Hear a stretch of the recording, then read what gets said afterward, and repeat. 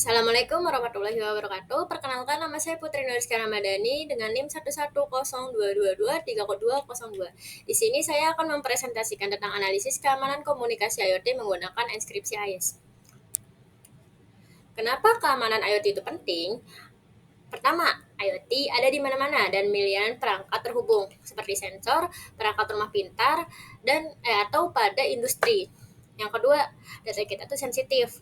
Informasi pribadi, kesehatan, keuangan itu bisa saja tersebar. Yang ketiga, ancaman nyata seperti penyadapan, perusakan data, perserangan man in the middle, atau penolakan layanan, dan sebagainya. Maka dari itu, inskripsi merupakan kunci mengubah data agar tidak bisa dibaca oleh pihak yang tak berwenang. Apa itu AES? AES atau Advanced Inskripsi Standard adalah sebuah algoritma inskripsi simetris yang digunakan untuk mengamankan data. AES memiliki standar global algoritma inskripsi blok simetris yang diadopsi oleh NIST AS tahun 2001. Cara kerja AES pun sederhana. Pertama, dia menerima blok data 128 bit menggunakan kunci 128, 192, atau 256 bit. Melakukan serangkaian putaran transformasi data dan mengubah data asli atau plain text menjadi data terinskripsi atau chip source text. Mengapa sih kita harus memilih AES? Yang pertama, sangat aman dan tangguh terhadap serangan. AES dirancang untuk memberikan tingkat keamanan kriptografi yang sangat tinggi. Keamanan ini tidak hanya berasal dari algoritma yang kompleks, tetapi juga dari proses pengembangan yang melibatkan banyak ahli kriptografi global. Yang kedua, sangat efisien, cepat, hemat daya, dan memori, cocok untuk perangkat IoT. Jadi meskipun kuat secara kriptografi, AES juga dirancang dengan mempertimbangkan efisiensi komputasi yang merupakan faktor krusial untuk perangkat IoT yang seringkali memiliki sumber daya terbatas. Yang ketiga, standar industri yang diakui. Status AES sebagai standar industri yang diakui secara global membawa banyak keuntungan, terutama dalam konteks IoT. Mode operasi AES. AES bekerja pada blok data, namun data IoT bisa sangat besar. Maka dari itu, mode operasi membantu mengelola ini. Contoh mode operasi yang pertama ada ECB atau Electronic Code Book. Ini tidak disarankan karena rentan terhadap pola data yang berulang. Yang kedua ada CBC atau Cyber Blockchaining.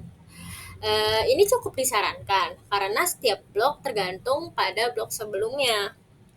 Yang ketiga ada CTR atau counter.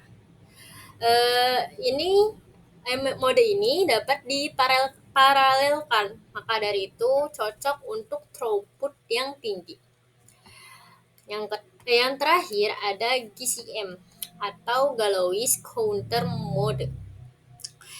Ini tuh sangat disarankan karena menyediakan kerahasiaan atau inskripsi dan integritas autentikasi atau cek keaslian, maka dari itu sangat efisien.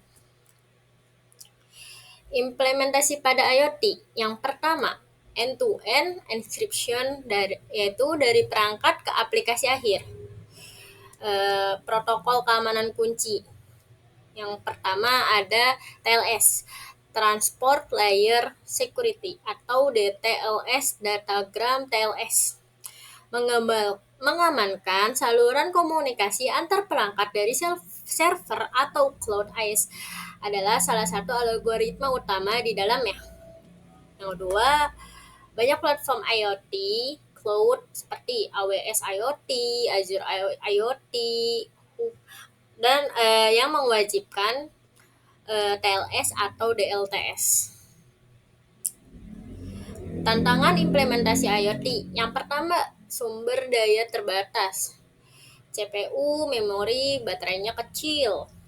Kedua, manajemen kunci, distribusi, penyimpanan, dan pembaruan yang aman.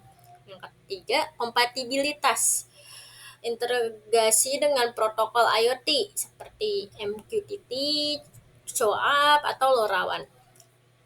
Yang keempat, perlu trade-off antar keamanan, kecepatan, dan konsumsi daya. Penerapan IS di IoT, yang pertama contohnya pada smart health. Dia melindungi data pasien di perangkat medis seperti komputer atau yang lainnya. Smart City mengamankan data dari sensor lalu lintas CCTV. Yang ketiga ada Smart Home mengamankan komunikasi sensor kunci seperti kunci pintu atau kamera. Yang keempat ada IoT atau Industrial IoT. Dia itu enskripsi datanya dari mesin ke sistem kontrol. Kesimpulannya, IS menawarkan keamanan dan efisiensi untuk komunikasi IoT. Memiliki implementasi cerdas seperti pilih mode operasi yang tepat atau GCM, pola kunci dengan baik, dan memanfaatkan optimasi hardware atau software. Tantangan keamanan terus berkembang dan walaupun masih perlu adaptasi berkelanjutan. Tujuan akhirnya juga membangun ekosistem IoT yang aman, terpercaya, dan tangguh. Sekian dari saya, kurang lebihnya mohon maaf. Wassalamualaikum warahmatullahi wabarakatuh.